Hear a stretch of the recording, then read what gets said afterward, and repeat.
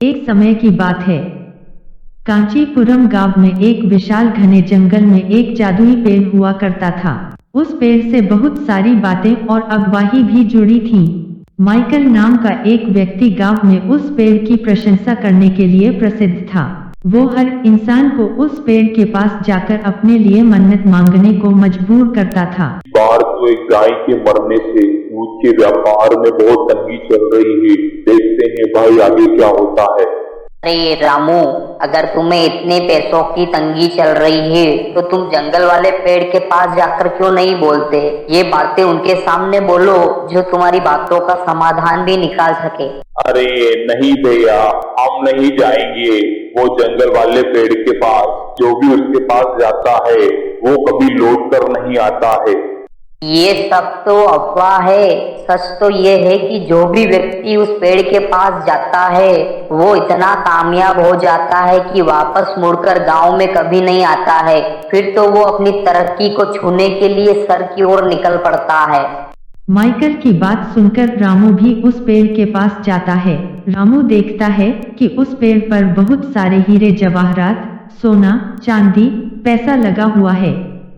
ये सब देखकर तो रामू की आंखों में सोने की चमक छा जाती है। लेकिन अफसोस की बात यह है, रामू जैसे ही पेड़ की टहनियों को छूने जाता है वैसे ही वो पेड़ रामू को अपने अंदर निगल लेता है और कुछ ही पलों बाद हीरे जवाहरात, सोने चांदी की बजाय रामू और उसके साथ बहुत सारे लोग पेड़ पर लटके हुए नजर आते हैं। ये सब वही लोग थे जो माइकल के भड़कावे में आकर इस पेड़ के पास आते थे और यह पेड़ उन व्यक्तियों को अपने टहनियों का फल बना लेता है। उसी गांव में जगदीश का गरीब परिवार भी रहता था। जगदीश एक छोटे से स्कूल में अध्यापक था।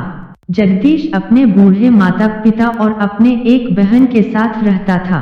पूरे घर का खर्चा जगदीश को ही उठाना पड़ता था। एक दिन बहुत जोरों की आंधी तूफान की वजह से गांव का कच्चा स्कूल गिर गया। स्कूल भी बंद हो गया। अब जगदीश के अध्यापक की नौकरी भी चली गई। जगदीश के घर के आर्थिक स्थिति धीरे धीरे खराब होने लगी। उसे कुछ समझ नहीं आ रहा था कि वो क्या करे। जगदीश गांव के ही पीपल के पेड़ के नीचे अकेला बैठा बहुत सारी बातें सोच रहा था। गांव का स्कूल टूटने की वजह से गांव के बच्चों ने तो लंबा रास्ता अपनाकर गांव के बाहर वाले स्कूल जाना शुरू कर दिया। इस वजह से अब तो मेरी नौकरी चली गई। घर का खर्चा कैसे चलेगा? हाथ भी बहुत तंग है आजकल। कुछ ही समय बाद बहन भी शादी लायक हो जाएगी। उसकी शादी का खर्चा भी होगा। मुझे तो कुछ समझ में नहीं आ रहा है कि अब मैं क्या करूं। क्या थोड़ा कर्जा लेना ठीक रहेगा? नहीं नहीं, अगर कर्जा ले लिया तो जिंदगी भर कर्ज के बोझ के नीचे दबा रहूंगा और गांव में कोई काम भी तो नहीं है। पेड़ के पीछे छुपकर माइकल जगदीश की सारी बातें सुन रहा था। अरे जगदीश भैया, बड़े टेंशन में लग रहे हो, क्या हुआ? क्या बताऊं माइकल, आजकल थोड़ी तंगी चल रही है। अभी ऐसा लगता है कि आगे की स्थिति और खराब होने वाली है। मेरी बात मानो तो जंगल वाले पेड़ के पास जाकर कुछ कहो। सुना है कि जो भी उस पेड़ के पास गया है माला माल होकर सीधे शहर की ओर निकल पड़ा है। और एक बार जो पैसे लेकर शहर चला गया तो मानो राजा की जिंदगी जी रहा होगा। अरे नहीं नहीं भैया, मुझे तो अपने गांव में रहकर ही अपने परिवार का पालन पोषण करना है। जहां मेरा परिवार वहां मेरी जिंदगी। परिवार को एक साथ चलाने के लिए पैसों की जरूरत होती है। अब फैसला तुम्हारे हाथ में है। उस पेड़ के पास जाकर मालामाल हो जाओ या गरीबी में आटा गीला करो। ये सारी बातें माइकल जगदीश के दिमाग में डालकर वहां से चला जाता है। आखिर माइकल ने बात तो सही कही है। उसके अगले ही पल जगदीश अपने घर जाकर अपने घर वालों से कहता है, माँ, मैं गांव के जंगल में जो विशाल पेड़ है उसके पास जा रहा हूँ। हो सकता है वहाँ से कुछ मदद मिल जाए। जगदीश की ये सारी बातें सुनकर जगदीश की बहन पिंकी कहती है, नहीं भैया, वो पेड़ बहुत खतरनाक है, वहाँ मत जाइए। हाँ बेटा, पिंकी ठीक कह रही है, तू वहाँ नहीं जाएगा। ये सब तो अफवाह है माँ, मैं शाम तक वापस लौट आऊंगा। जगदीश अपने घर वालों की बात नहीं मानता और उस पेड़ की तरफ निकल पड़ता है। उस पेड़ के पास पहुंचकर जगदीश देखता है कि पेड़ पर सोना, चांदी, हीरे जवाहरात लटक रहे हैं। लेकिन भोला भाला जगदीश इस बात से बेखबर था कि वो सब आंखों का छलावा है। जगदीश जैसे जैसे पेड़ के नजदीक बढ़ रहा था वैसे वैसे उसे आभास हो रहा था कि उसे बहुत सारे लोगों की आवाज आ रही है। ऐसा लग रहा था कि मानो वो सभी लोग उसे उस पेड़ के पास आने से रोक रहे हों, लेकिन जगदीश को कोई नजर ही नहीं आ रहा था। इसलिए वो पेड़ की टहनियों से सोना तोड़ने की कोशिश करता है कि तभी वो पेड़ उसे भी निगल लेता है।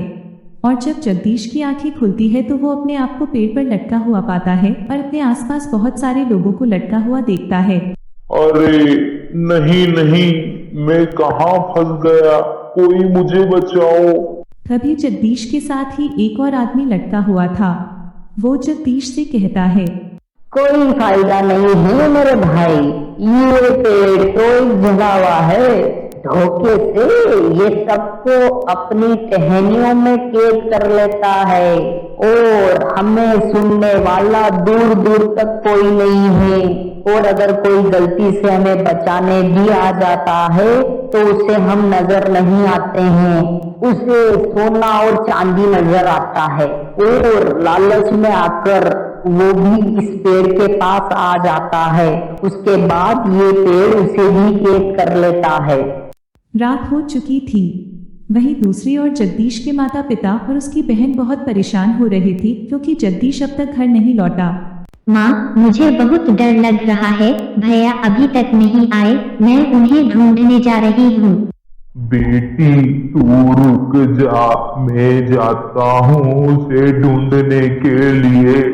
पिताजी, आपकी तबीयत पहले से ही खराब है, आप कहाँ जाएंगे? मैं थोड़ी ही देर में घर लौट आऊंगी और भैया को भी अपने साथ ले आऊंगी। ठीक है बेटी, जाओ और अपना ख्याल रखना। पिंकी जंगल में जाकर चारों तरफ अपने भाई को आवाज लगाने लगती है। रात भी हो चुकी थी और अकेले जंगल में पिंकी को बहुत डर भी लग रहा था। पिंकी को कहीं से रोशनी नजर आती है और धुआं उठता हुआ भी नजर आता है। लगता है कि कोई आग जला रहा हो। शुक्र है कि इस जंगल में मेरे अलावा भी कोई मौजूद है। पिंकी फौरन धुएं की दिशा की ओर चल पड़ी।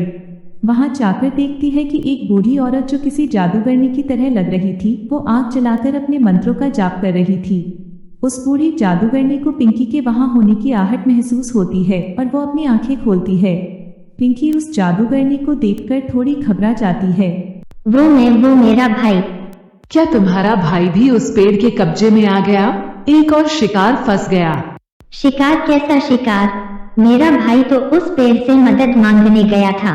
वो पेड़ एक राक्षस है जो कई सालों से इस जंगल में अपनी तपस्या कर रहा था। जब तक वो अपने पेड़ की टहनियों पर हर इंसानों को नहीं लटका देता तब तक वो एक इंसानी रूप नहीं ले सकता, और जैसे ही उसके 1000 शिकार पूरे हो जाएंगे वो एक बहुत ही क्रूर और शक्तिशाली इंसानी रूप में राक्षस बन जाएगा। इसका मतलब क्या मेरा भाई कभी लौटकर नहीं आएगा? मैं जा रही हूँ अपने भाई को बचाने। मैं तुम्हें अकेले नहीं जाने दे सकती। तुम्हारा मोह तुम्हारे भाई के प्रति पवित्र है, ये बात मैं जानती हूँ, लेकिन वो पेड़ बहुत ही खतरनाक है। यहाँ मैं उस पेड़ को खत्म करने की तैयारी कर रही थी और मुझे किसी साधारण इंसान की जरूरत थी, क्योंकि मुझे शराप दिया गया है कि अगर मैं अपने हाथों से किसी भी चीज को खत्म करूंगी तो वो कभी भी खत्म नहीं होगी। तो आप भी मेरे साथ चलिए, हम उस पेड़ को चलकर खत्म कर देते हैं। रुको बेटी, ये इतना आसान नहीं है। वो पेड़ जलाए नहीं जलता, काटे नहीं कटता। हमें उसे जादुई पानी की मदद से खत्म करना होगा। इसके बाद जादूगरनी ने अपने झोपड़े से एक शीशे में जादुई पानी लेकर पिंकी के साथ उस पेड़ की तरफ निकल पड़ती है। जादूगरनी को देखकर उस पेड़ को बहुत गुस्सा आता है और वो पेड़ उस जादूगरनी पर पत्थरों की बरसात कर देता है। अच्छा हुआ जो तू आ गई। मेरे 1000 शिकार पूरे होने में बस 2 लोगों की कमी है। अब वो तुम दोनों की वजह से पूरी हो जाएगी। जादूगरनी अपने जादू से उन पत्थरों का रुख मोड़ देती है, लेकिन वह राक्षस पेड़ अपनी टहनियों से जादूगरनी को जकड़ लेता है। जल्दी करो बेटी, वो जादुई पानी फौरन इस पेड़ के ऊपर डाल दो। पिंकी ने जैसे ही जादुई पानी की शीशी अपने हाथों में उठाई, वैसे ही उस पेड़ पर बहुत सारे लोग लटके हुए नजर आने लगे। अपने भाई को पेड़ पर बंधा हुआ देखकर पिंकी रुक जाती है। मैंने इस पेड़ का ध्यान भटका रखा है। बेटी तुम फौरन इस जादुई पानी को पेड़ पर डालकर पेड़ को खत्म कर दो, ये सब एक छलावा है। लेकिन मैं अपने भाई की जान कैसे ले सकती हूँ? ये सब एक छलावा है। बेटी तुम्हारे भाई को कुछ नहीं होगा, जैसा मैं कहती हूँ बस वैसा ही करो वरना हम सब मारे जाएंगे। इससे पहले वो पेड़ किसी को भी हानि पहुंचाता, पिंकी जादुई पानी को पेड़ के ऊपर फेंक देती है। पेड़ पर बंधे सभी लोग आजाद हो जाते हैं। जादुई पानी की मदद से थोड़ी देर में ही देखते वो पेड़ बेजान हो जाता है। सभी लोग मिलकर पिंकी और जादूगरनी को धन्यवाद कहते हैं कि मेरी बहन, मुझे बचाने के लिए तुम यहाँ तक आ गई।